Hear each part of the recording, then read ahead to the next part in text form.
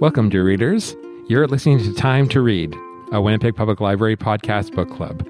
We are coming to you from our home away from home, the Carol Shields Auditorium, nestled deep inside the Millennium Library. This is, of course, located on Treaty 1 territory and on land that is the traditional territory of the Anishinaabe, Cree, Oji-Cree, Dakota, and Dene peoples, and is the homeland of the Métis Nation.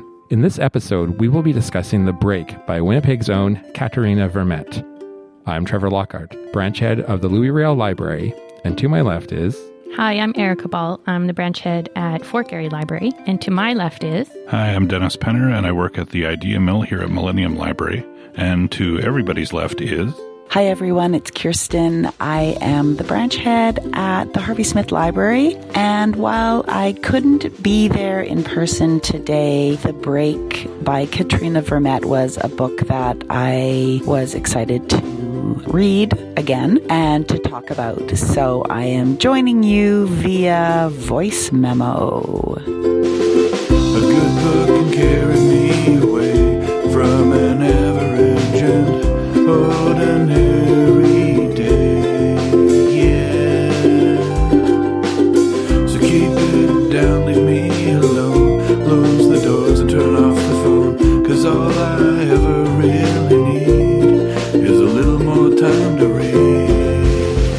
And you, dear readers, we couldn't do this without you. It's your questions and comments that form the heart of our discussions. Find out if your comments made it on the air by subscribing to Time to Read on iTunes, Google Play, YouTube, and other fine podcasting services. In a moment, we'll hear from Kirsten again, who will start us off by giving us a brief biography of the author. Then Erica will spoil everything with a brief synopsis. Then it is on to the discussion, which you can get in on by emailing us at wpl-podcast@winnipeg.ca or by finding our friendly Facebook group. Don't forget to stick around to the end for our special segment, Nerd Words for Word Nerds. Kirsten, over to you. Katherena Vermette is a Métis woman from Treaty 1 territory, Winnipeg, Manitoba, heart of the Métis Nation. She has worked as a kindergarten teacher. She is, of course, a writer, a poet, an activist, filmmaker. She has her Master of Fine Arts from University of British Columbia in creative writing.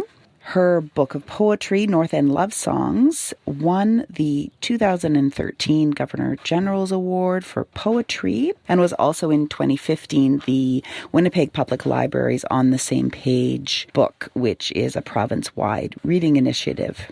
She has also written children's picture book series called The 7 Teaching Stories, and she's also started a series of graphic novels, the first one being A Girl Called Echo about the Red River Resistance. And in 2018, she wrote another beautiful book of poetry called River Woman. She has been a member of the Indigenous Writers Collective since 2004 and has said, quote, "I think writing is a conversation, one that I have with not only readers, but also with writers who have come before me." She has written since she was a child, and she says that through childhood and young adulthood, she was writing to process and think about things, mostly bad things, in an attempt to make some sense of the world. And she certainly continues to explore those big, hard issues that depict these big, hard truths. Things like searching for identity, the effects of colonialization, ongoing institutional and systemic racism. And ultimately, she does want the reader to have an emotional connection with her work. And so you may have noticed that for some of her works, she does include some trigger warnings. And I wanted to end the bio of her, just noting as well that all of us here who make up the Time to Read crew, we are non-Indigenous. And in an interview, she said that she hopes that from reading her works, she would like Indigenous persons to feel seen and respected, and for non-Indigenous persons to see and have respect for Indigenous subjects. So that is my bio of Katherena Vermette. Well, yeah. I mean, there's so much there. I think it's necessary and excellent to recognize that we are, non-Indigenous people here. And then also to appreciate that sentiment of trying to further the understanding of people who are not Indigenous of this very important, and especially in Winnipeg, becoming even more important every day, it seems like, worldview that at least I was not raised to understand. And the emotional connection thing too. Just before I get into the synopsis, I want to acknowledge that everybody that I know and myself had a strong emotional connection to this book. All right. Sorry. Synopsis. When Stella, a young Métis mother, looks out her window one evening and spots someone in trouble on the break, a barren field on an isolated strip of land outside her house, she calls the police to alert them to a possible crime. In a series of shifting narratives, people who are connected both directly and indirectly with the victim, police, family, and friends, tell their personal stories leading up to that fateful night. Lou, a social worker, grapples with the departure of her partner. Cheryl, an artist, mourns the untimely death of her sister. Paulina, a single mother, struggles to trust her new partner. Phoenix, a homeless teenager, is released from a youth detention center.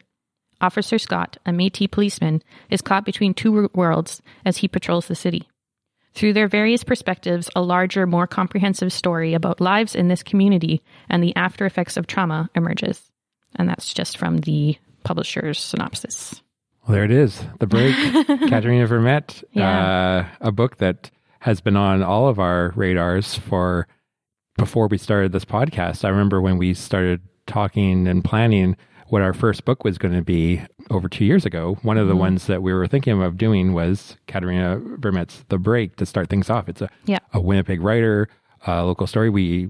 It's taken 2.5 years maybe to work up the courage to take this one on. Yeah. It's a difficult read. It was also because one of our criteria was to have it be books that weren't too hard to get a hold of from the library. And the amazing buzz around this book and the amazing popularity of this book meant that the holds list was always very high.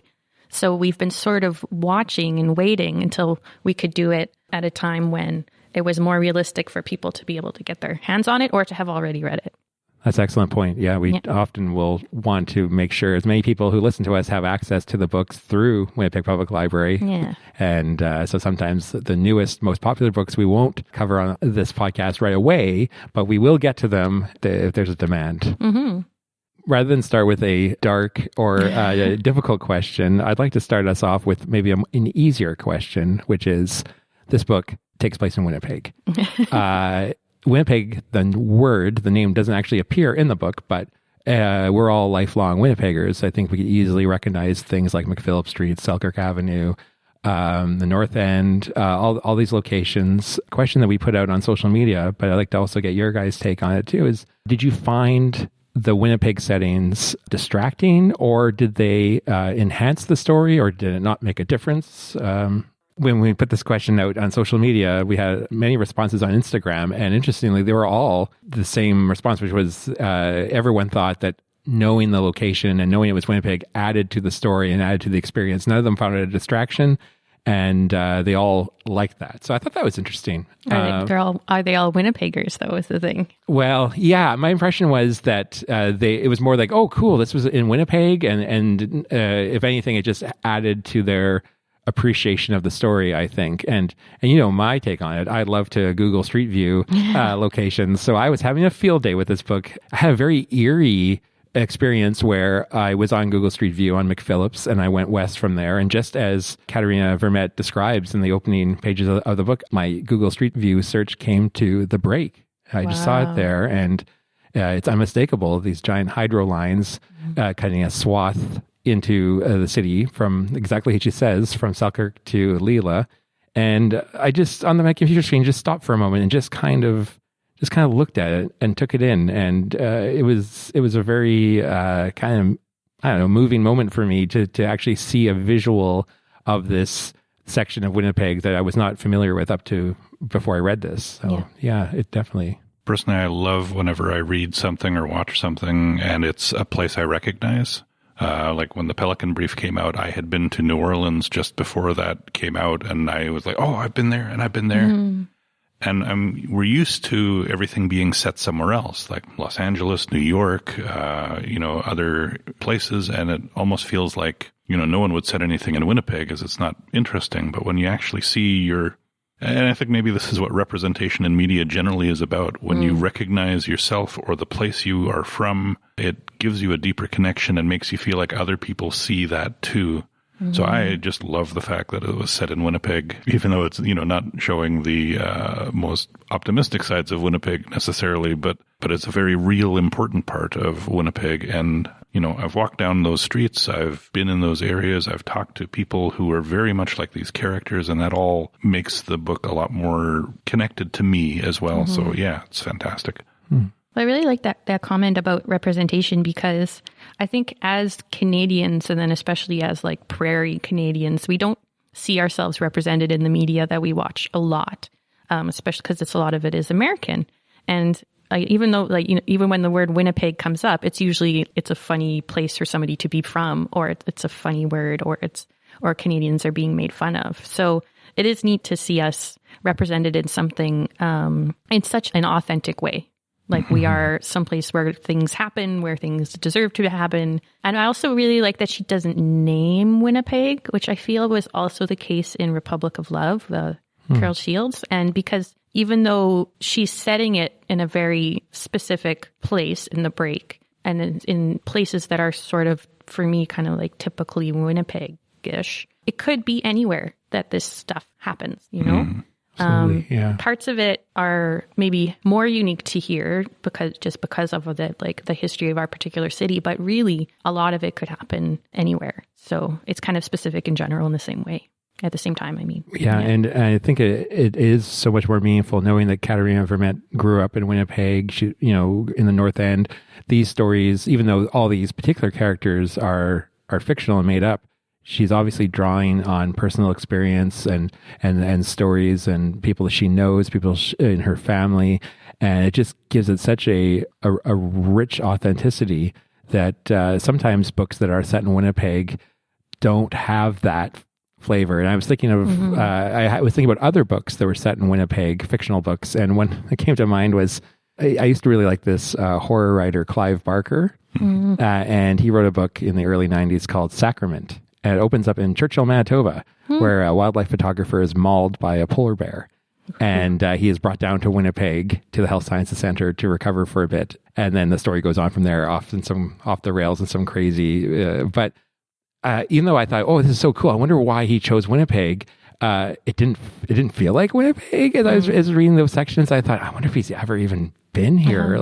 And it could have been any generic, maybe mid-sized city that he was describing. And I was a little disappointed in that, because I was super stoked when I realized the section was going to be in Winnipeg. And then my first memories of a Winnipeg story were the Eric Wilson mysteries, Tom Austin, because Tom Austin was from Winnipeg. So like Murder in the Canadian, he got on the train in Winnipeg, Terror in Winnipeg. So those ones, were great. But something about this one, whether it's the location or just the way that she's been writing about these characters and the different voices, which brings me to another question about this book, is the structure of this book as it was written. It's written from various points of view throughout the book. The main characters, several of them are given chapters. Interestingly, some of them are in the first person where they're actually talking right at you, and a lot of them are third person where you get the narrator in there.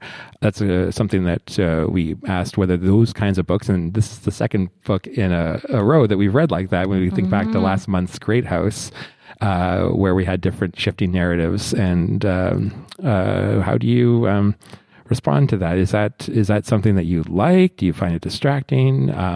I think Kirsten had some comments on that. When we chose this book originally to do, I did think about Trevor and all of the multiple narrators and how he was going to handle that. And then when I reread it, and opened up the very first page and saw that there was a whole chart that Vermette had provided us. And I thought, Trevor, you must have been so happy to see that chart. But did you still write something up too? Because I know I still wrote along a little bit with it. But I thought the multiple narrators worked really, really well. I thought Vermette really just was able to create such strong, real characters. And once I got to know each individual character, I just could easily tell them apart. I just thought it was just so well written in that way. And because one of the themes is the importance of family and our interconnectedness, then really you needed to have multiple narrators, I think, because how do we get through violent, traumatic experiences? We get through them hopefully with each other and with our family, whether chosen or born. And it's that interconnectedness that is so important. And just a little aside, I think Vermette's new book continues with the Phoenix story.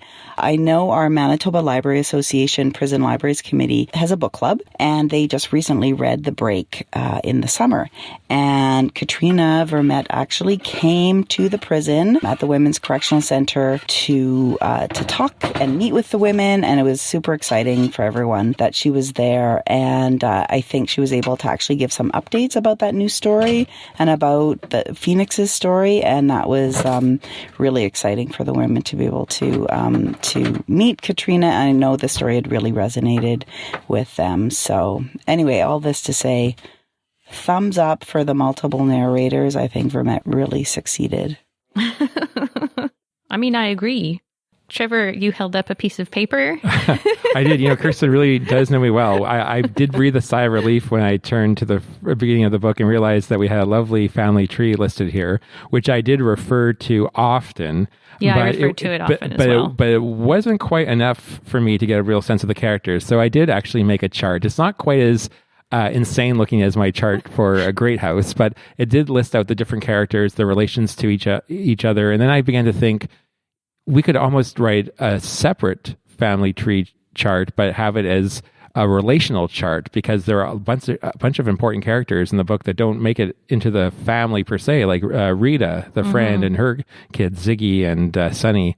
And, of course, Officer Scott, who we're going to talk about, Tommy, hopefully in a little bit. So, yeah, these stories really drive my brain crazy. Although I did find a good trick to get into it was, after I read through the whole book, I went back and I just read the Lou passages, because the Lou passages are the only ones, aside from the very end, spoilers, that are in the first person. So they're the chapters that actually talk directly to the reader. So and there's a lot of exposition in those stories, catching you up on the plot. So if you just go through and just read the Lou chapters, you get well, obviously you get Lou's perspective, but you also, I feel like that's a good into the family and the whole situation, because you're getting her thoughts on top of the plot that happens, and then this is what she's thinking, whereas you're sort of just responding to people's actions before, and you're assuming you understand why they're doing certain things, but the motivations are very clear from Lou's point of view. So if anyone out there listening is like me and sees multiple narrators and just starts to get cold sweats, I feel like this book I could follow. And I love this one line though that Tommy said, where he said something like, "In his head, all those women blend into one. Their faces so similar." And that's how I felt at the beginning, because it seemed like everyone was doing okay, there's the over and over again, the ritual of going to get coffee and coming back and going here and going there. But then eventually, I had to disagree with Officer Scott. I was beginning to actually, like Kirsten said, recognize the different characters and their personalities and their relations. And it was a good way, maybe the only way, to tell a story like this. With the multiple perspectives. Yeah. I am normally a person who really prefers a single narrator, single viewpoint. So this type of story is normally not my thing. But Vermette's writing is so solid, and her ability to capture the nuances of a voice, like all the conversational bits, are extremely authentic. As soon as I heard it, it doesn't only sound like, some individuals talking, but it sounds like Indigenous people that I know, the way they talk. And you can tell one from the other in the way that they put things together. Very much so. Yeah. And it's subtle too, right? Because we vary, but we don't vary huge amounts, but all those subtleties are very consistent. The little ways little turns of phrase and things like that, it captures it really well. It's kind of like with TV shows. If I had to compare The Break to one, it would be The Wire, which is also again, I like my TV shows a little more concise, usually something like Breaking Bad, which is very focused on a particular character. But The Wire manages all these different interconnecting pieces in this tapestry that really tells a story that you can't tell another way. And The Break is comparable to that in terms of the quality of being able to capture all these interconnected people, their own individual stories, but also how they coalesce into a bigger story. In a specific place and a specific time. Yeah, well. it's kind of remarkable reading it. I'm also one who's not really inclined to poets writing books because I tend to think that they are overly flowery and, things like that. But again, there are floral passages in there, but they are very appropriate and they drew me in rather than made me think this person is trying to be too much of a wordsmith, right? It's not distracting. And the multiple characters initially were challenging for me, but like you said, Trevor, after you get a little bit into it, you start feeling the differences between everybody and understanding them a little more that way. Yeah. From our Facebook group, Christy Willem wrote that 2 or more narrators is her favorite. And she says, now that I know this book has multiple points of view, I'll have to add it to my reading list. So great, Chrissy. I'm glad that we found a book rec for you, and you can let us know after you read it what you thought of it. Yes, please. Speaking of the different characters and the different voices, did either of you have a character that you particularly identified with, or somebody that you kept hoping the story would come back to or focus on, or was it just more the tapestry as it was presented to us unfurling? Well, it's kind of funny just to kind of go on a little bit of a tangent before answering that, because the line about the women blending together, I kind of personally identified with, because in my I have 2 sisters, and my mom and her sister and one female cousin, and we the women sort of run things, we're the ones arranging for people to get together. My sisters and I all kind of sound alike. There's a lot of family resemblance and stuff. So we've kind of always heard that we sort of blend together, and it's hard to separate us sometimes. And I think maybe Kirsten would have something similar to say. But for me, the character of Stella really stood out. And I don't know if it's because of the role she plays in the book and in the story.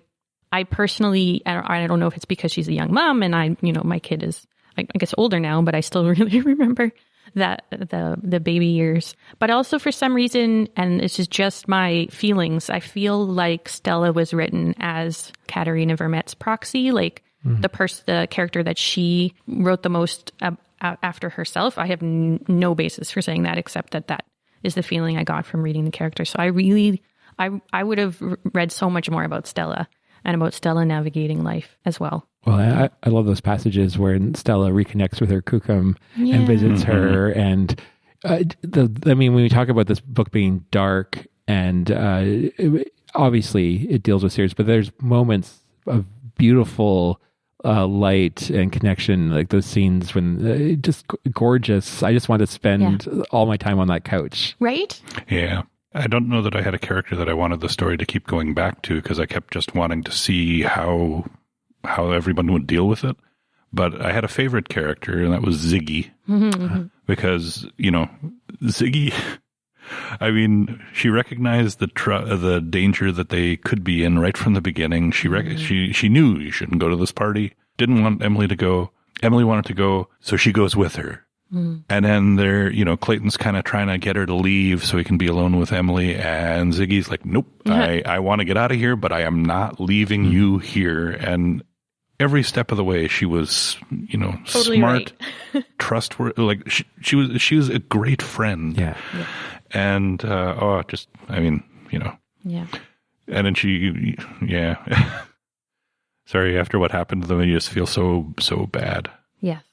But I just loved that character and how good a friend she was. Yeah, well, and the thing about it being dark, it's not the darkest book I've ever read.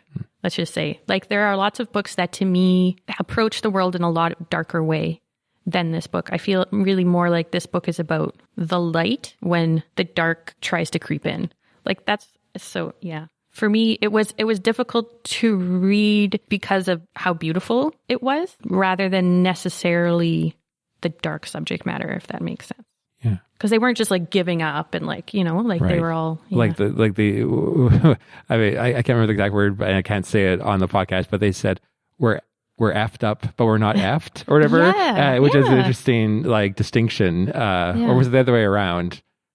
No, I think that saying that, this terrible thing has happened to our family, but we're not giving up. Yeah. Like we're I just thought, wow, I've never really heard put that way, but that was a great way to put it. I knew exactly what she was saying. Mm-hmm.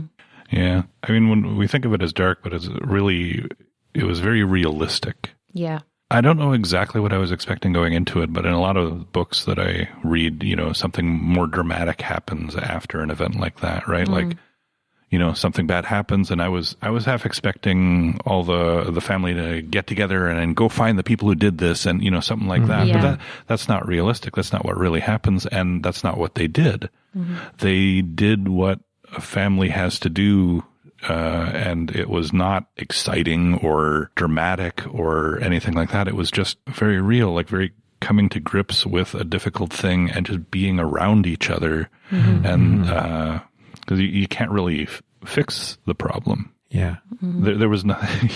There was nothing in here you could fix. There was never going to be a super happy ending to it. Even, Phoenix gets caught and goes to jail. And even that isn't, you hear more of Phoenix's story than there's no resolution to any of it. Yeah. Yeah. It's just life. It keeps going. Yeah, she's not really the mustache twirling villain. Yeah.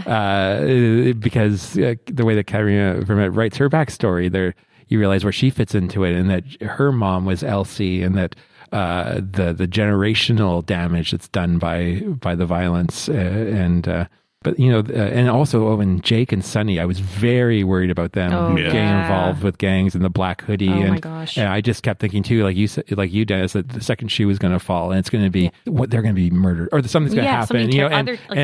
My stomach was in knots reading those sections. The male characters don't come off very well in this book. Really. There's a repeating theme. I mean, any type of spouse or partner tends to just want to go off to the bush and disappear. The one guy I really felt for was the new boyfriend, Pete. Yeah. Also known as Stinky. Yeah. Because he was initially like the prime suspect. Yeah. Right? All the sisters and the aunties thought, okay, he did this to Emily. Yeah. And he's just like, he seems like, I mean, he's like an affable boob. Like he's like, like he's a good guy. Yeah. He's a solid, reliable guy just trying to make his way. And I was really kind of pulling for him. I was like, I hope he's okay. Mm-hmm. And I thought that was interesting. That definitely, it's. Well, I think that's one of the continuing themes of the book too, is that the women in the story, their experience with men has been that they are unreliable at best. Mm-hmm. And so when she's in this relationship with Pete, and it's like, yeah, it's great, and he seems like such a great guy, and she's feeling really optimistic about it, Paulina is, but some of her sisters are a little bit like, well, especially Lou, who's just had a great guy who had come into her life, and she had felt exactly like this, and now he's leaving, and maybe he's cheating. It's hard to say. Mm-hmm. She can't tell. And they're trying to cope with, like, they want to be able to trust Pete, for example, and it's just none of their fathers were reliable, past relationships are unreliable. Yeah, and so how do you extend that trust again after constantly being let down? And then there's the self-blame that goes with it. It's like, well, was he okay? Was it me?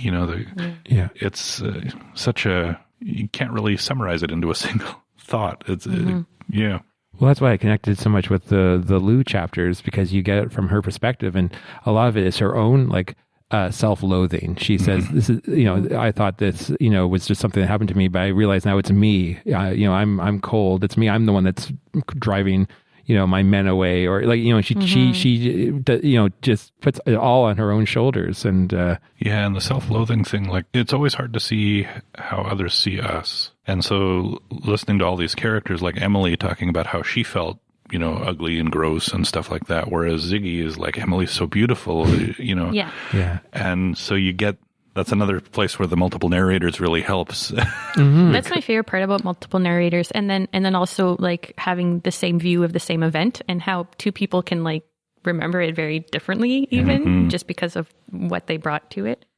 I love that about multiple narrators. Another question we put out on social media was asking people's preferences, generally what kind of books they enjoy reading. We identified The Break as a difficult read. We asked people if they enjoy reading books where you can learn something, a bit meaty, sink your teeth into, or do you turn to books for mindless escape, or a bit of both? And we did have one person respond to that on Instagram. She goes by the name Nevermore.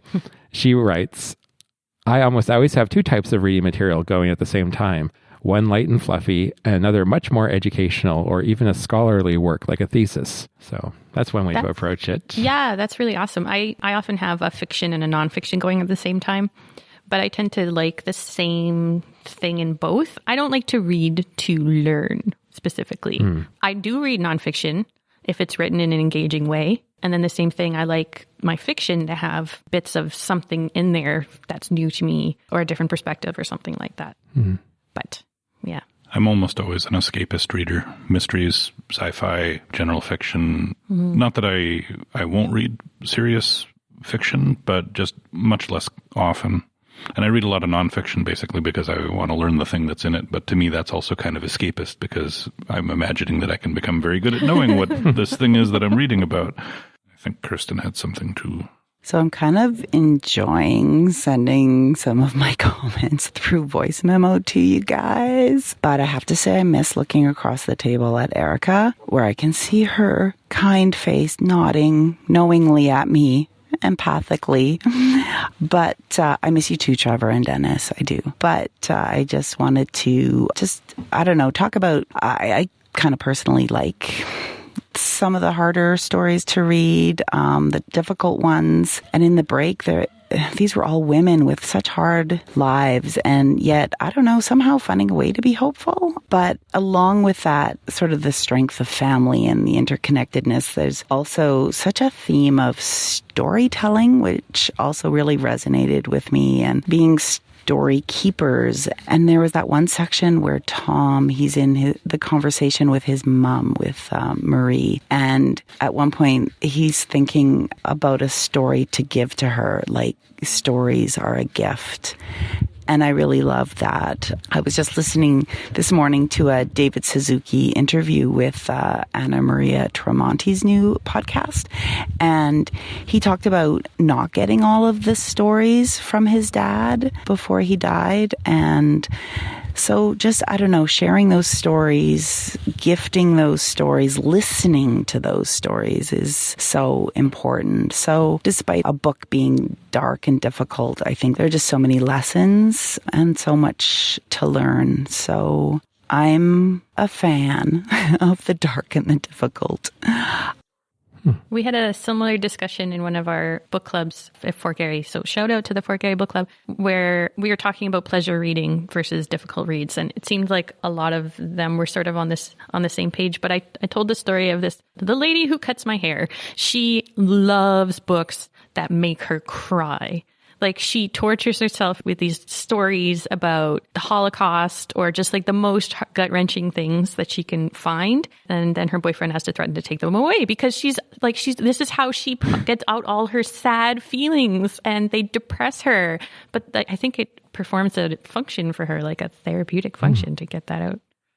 Yeah, my wife only reads things that are either based in fact or cover controversial or difficult issues that are challenging to read. Like, she doesn't read fluff. Doesn't like it at all. That's awesome. Different things for different people. Yes, people are different. They are. Yes. I mean, and the reality for me is that I often will have more than one book on the go, but I try not to. I try to have one on the go and I read it. I totally focus on it. But then I don't have a particular go-to genre. Like, if I read something that is dark and difficult, then I'll try to read something a little lighter next, like a palate cleanser, and then something else. So, and then sometimes if a book comes in for me that I've been wanting, then I almost have to, like an air traffic controller, like clear the deck and say, okay, all these other books are on hold. This one gets priority clearance because I want to read it and get right to it. So I guess, we all have different ways of reading. And that makes, speaking of books, it makes me want to segue into our most awkwardly worded segment. Can you tell me about a book you would also like? Who would like to go first? Everybody looked at me, and I'll go first. Also, I want to go first. So the book that I think you would also like, if you like this book, is Women Talking by Miriam Taves. I thought of it especially because she's also a Manitoba author. She was born in Steinbach. I can't remember. Anyway, she was born in Manitoba. And Women Talking is also about a group of women coming together and their complicated interrelationships and them trying to process and deal with an act of violence from within their community, but also dealing with systemic oppression, and doesn't take place here, but it does take place in a fictionalized Manitoba colony. So there's definitely lots of connections there. Well, I can go next if that's all right. This is a bit of a cheat because this is a book that if you've listened to the podcast from the beginning, you will already know we've talked about. But the book that I picked was Beartown by Frederick Backman. It came out in 2017. And if you want to go back and listen to the whole episode, go for it. But briefly, it's also a story about a community in a winter setting where something terrible happens and how the community reacts or comes together. It's on a much longer time scale over weeks and months as opposed to The Break, which is just a matter of a few days. But it's a very interesting story that you'll hear more about when you listen to the episode. And also, just like The Break was, it dealt with a very specific part of the world, but at the same time addressed themes that I think we would call universal or relatable no matter where in the world it was, whether it's a small Swedish town or the north end of a mid-sized Canadian city. So my suggestion for another book you might like, if you enjoyed The Break, is a book that came to mind actually right away for me. It's a book that I just read this past summer called An Untamed State by Roxane Gay. One review in The Guardian called it an unflinching portrayal of sexual and spiritual violence. So there you go. A little bit of a heads up of what to expect. Unlike The Break, it is told pretty much from the perspective of one narrator, Muriel, a daughter of Haitian immigrants who she returns to Haiti with her family to visit her now very wealthy parents. And Muriel is kidnapped and held for ransom. And if you've read Roxane Gay before, you know that she's written often about the human body and its capacity for survival. In her book Hunger and also Bad Feminist, she talks about her own rape. And in this book, there's also issues of identity and privilege and class and sex as a weapon of terror. And very much so, too, An Untamed State is also a story of the strength of the human body as well. It's written so beautifully, so well. It's very simply written. It's very direct. It's super smart. And yeah, it's brutally honest with some very traumatic truths in there as well. But I do recommend An Untamed State by Roxane Gay. Nice. I'm going to make a really obvious choice for my book you might also like. If you enjoyed The Break, then you may also like April Raintree by Beatrice Moisinier. I probably mispronounced that. They're both about Indigenous experiences, both set in Winnipeg, although April Raintree also moves around a bit in Canada. They both have traumatic events that they're dealing with. They're both very powerful stories. Where they differ is that April Raintree is told from a single perspective, a single narrator. It's a very focused story.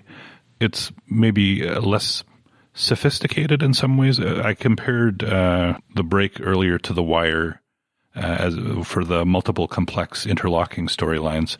And in this comparison, April Raintree would be Breaking Bad, where it's also an extremely powerful story, but told more from that single focus and maybe easier to follow for that. I found it an easier read in that sense, a little less complexity, less flowery language, but again, extremely powerful.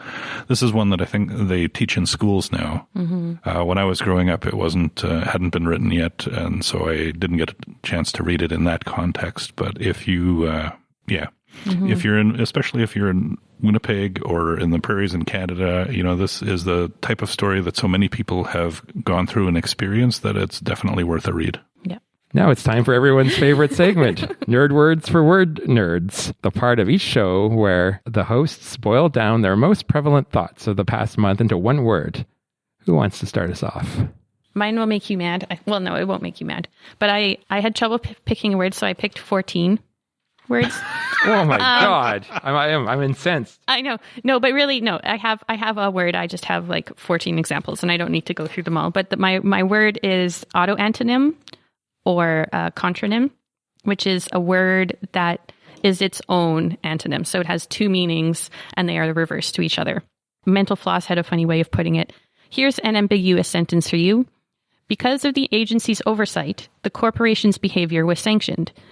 Does that mean because the agency oversaw the company's behavior, they imposed a penalty for some transgression? Or does it mean because the agency was inattentive, they overlooked the misbehavior and gave it their approval by default? So I boiled down the long list of these words to 14, and I'm just going to go through them kind of quickly. So there's sanction, which can mean give official permission or approval or impose a penalty on.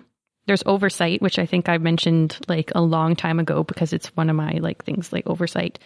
Can either mean like oversee as in supervise, or it can mean overlook as in to disregard or ignore. There's left, which can either mean something that's remaining or something that's departed. The gentlemen have left and the ladies are left in the room, for example. Dust, along with seed and stone, are things that can mean either something that's added or removed. You can either, when you dust, or are you applying dust or removing it? It depends whether you're dusting the crops or the furniture. When you seed the lawn, you add seeds, but if you seed a tomato, you remove them. You can stone some peaches, but don't stone your neighbor. Trim depends on what's being readied. It could mean two contradictory things. Trim could mean to decorate, or it can mean to give a finished appearance, or it can mean to cut off the outgrowths or irregularities of. So, and even in the context, if you're trimming the tree, are you using tinsel or a chainsaw? Fast can mean moving rapidly, as in running fast, or fixed and in moving, and unmoving, as in holding fast. If colors are fast, they will not run. Off means deactivated, as in to turn off, but also activated, as in the alarm went off. Screen can mean a show or a movie, or to hide, like an unsightly view. Fight can be interpreted three ways. He fought with his mother-in-law can mean they argued, they served together in the war, or he used the old battle axe as a weapon. Go means to proceed, but it also means give out or fail, i.e. this car could really go until it started to go. Out can mean visible or invisible. For example, it's a good thing the full moon was out when the lights went out. Out of means outside or inside. I hardly get out of the house because I work out of my home. Wow. So there's like so many more, but yeah. I don't think you have to do nerd words for the rest of the year now. I tried to like leave. I cut out a whole bunch of them, but each example is 14. Fantastic. So it was good, yeah. Right? So yes. So my word actually was contronym. Mm-hmm. Aha. There you go.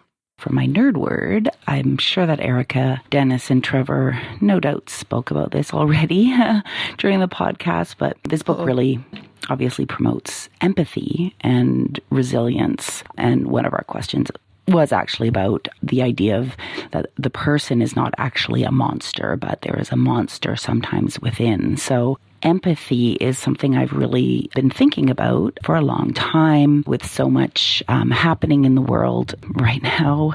So much conflict, anger, misunderstanding, constant systemic racism, and real societal ignorance.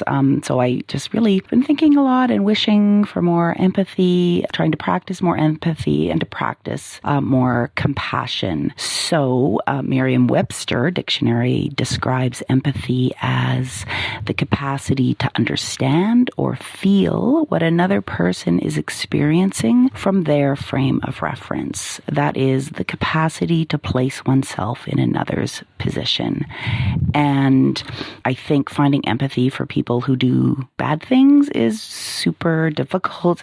And I think Katherena Vermette really skillfully allowed us to get somehow into Phoenix's mind a little bit, into her life, to see what kind of a violent world she lived in. And she was taken from her family, neglected, abused. And so we feel empathy for Phoenix. So yeah, that is my nerd word for this episode, is empathy. Yeah. She always hits the nail on the head, doesn't she? Yeah. Yes. I'm glad we actually did talk a bit about that. About seeing Phoenix a different light, or else I'd feel really dumb. Well, but I think it's kind of underneath a lot of what we talked about the whole time. And, when we talk about the emotional connection to the book and everything like that, is that it's due to how well the characters are portrayed. It's due to the sensitivity of the subject matter. It's due to the multiple narratives that you do feel empathetic for everybody, including the person who commits this horrible act of violence. So empathy. So my nerd word for this month is cycle. So a cycle is a time interval in which a repeating sequence of events goes through to completion, or an event or circumstance that repeats over time. Cycles run our lives. The earth revolves around the sun. The moon revolves around the earth. Our hearts beat. Our lungs breathe. We have economic cycles that control a lot of things. We have individual cycles for our bodies. Our hormones go through cycles and things like that. Sometimes you can recognize when you're in a cycle and you can break out of it. Sometimes you can't see the cycle that you're in, but you can see someone else's patterns repeating around you. And yeah, this book really talked a lot about it. It was like a slice of a cycle for a lot of different elements, and really skillfully showed that. So that word came to mind. Nice. Well, my word sort of came out of the tone from the break. I felt it was a cold book in terms of, it's set in winter, but there's sort of the icy whites, the dismal grays, and the sharp blues repeat throughout the whole novel. And so it made me, that combined to the fact that I was making a grocery list a couple of weeks ago on a memo paper that said Pantone on it, Pantone. I didn't know what that word was, so I had to look it up. And this nerd word is more just a cry for help, because this put me down like a rabbit hole. Apparently it's a company. It's been around since the 1950s. They don't really sell anything, but they sell the idea of color. And whenever you get like those sample books, they put those out. Oh. But they have a monopoly on the color spectrum. They use a different color spectrum. All the printers in the world use the CMYK system, which is you can make any color you want out of cyan, magenta, yellow, and black. Pantone uses 13 base pigments, 14 if you include black. For the last 20 years, since the year 2000, Pantone has come up with a color of the year from the Pantone Color Institute, which is a secretive group that meets every 2 years in a European city, and where they determine what the color of the year is going to be. Not only that, but what will be the trending colors up to 2 years in advance. Whoa. So this is kind of like the Illuminati, but for color. And I'm really worried. I don't know if you're interested. The color for 2020 is called Classic Blue. Classic Blue. So we'll see that in home decorating. Yeah, absolutely. We'll see it in if you want the technical name, it's 19-4052 Classic Blue. They say it's elegant in its simplicity, suggestive of the sky at dusk. The reassuring qualities of the thought-provoking Pantone 19-4052 Classic Blue highlight our desire for a dependable and stable foundation on which to build as we cross the threshold into a new era. Imprinted on our psyches as a restful color, Pantone 19-4052 Classic Blue brings a sense of peace and tranquility to the human spirit, offering refuge. Aiding concentration and bringing laser-like clarity, Pantone 19-4052 Classic Blue recenters our thoughts. A reflective blue tone, Classic Blue fosters resilience. So I thought, that's kind of appropriate for our book. So I was worried that I was slipping into depression and needed some medication or something like that, but I think all I really need is Classic Blue 19-4052. If you use the 14 dash, that blue really will. Yeah, it's gonna stress you out. It's stress blue. Like that's pretty Orwellian though. Yeah, because it's like they're trying to steer the zeitgeist of the planet. Well, and I don't need any more stress in my life. So if I've just created a feud with the Pantone people, I regret it. Them. Classic Blue sounds great. I feel like part of this podcast is raising awareness. So I think if we can all just be aware that Pantone is out there, and just be aware of it. Wow. Okay, I'm gonna look for that. Unfortunately, hopefully this doesn't lead to Pantononium. I like that. It's a good one. That was fast, too. Man, oh man. Okay. Well, unfortunately, that's all the time we have this month. Thank you so much, dear readers, for tuning in to this, our 26th episode of the Time to Read podcast, or as I like to think of it, the beginning of our second quarter. In March, join us for a special episode where we discuss all things Merca, the Manitoba Young Readers' Choice Awards. Not sure what Merca is all about? Tune in to find out. Get in on the conversation by finding us on Facebook or emailing us at wpl-podcast@winnipeg.ca. Have a book you'd love to hear us discuss? Let us know. We'd love it if you'd hit subscribe in iTunes or your favorite podcast service. We'd love it even more if you were to give us a rate and review. And until next time, make sure you find Time to Read. Thanks for joining us for this episode of the Time to Read podcast. We were talking about The Break by Katherena Vermette. Time to Read is a production of the Winnipeg Public Library. Our panel today included Trevor Lockhart, Erica Ball, Dennis Penner, and Kirsten Werman. You can be part of our show too. Email us at wpl-podcast@winnipeg.ca with suggestions for books that you'd like us to read and discuss, and comments and questions about the book we're reading for our next show. Visit us on the web at wpl-podcast.winnipeg.ca. Check out our show notes with links to some of the things we talked about today, and take part in a discussion about the books we're reading. You can also join our Facebook group and follow Winnipeg Public Library on Twitter, Facebook, and Instagram. Next month, we're reading 4 books: Coop the Great by Larry Verstraete, Surviving the City by Tasha Spillett, Missing Mike by Sherry Green, and No Fixed Address by Susan Nielsen. They're all titles nominated for this year's Manitoba Young Readers' Choice Awards. We're looking forward to hearing what you think about them.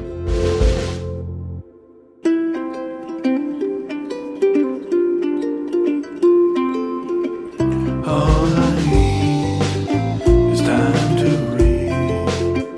All I need is time to read. All I need is time to read. All I ever really need is a little more time to read.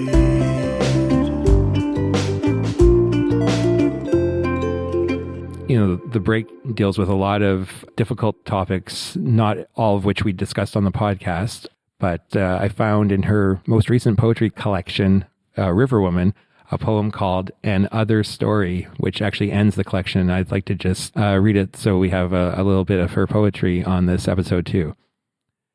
This country has an other story, one that is not mine or yours, but ours. It is sung from the mountains, danced in the sky. Every star a story that teaches, hold your head up, wisdom descends.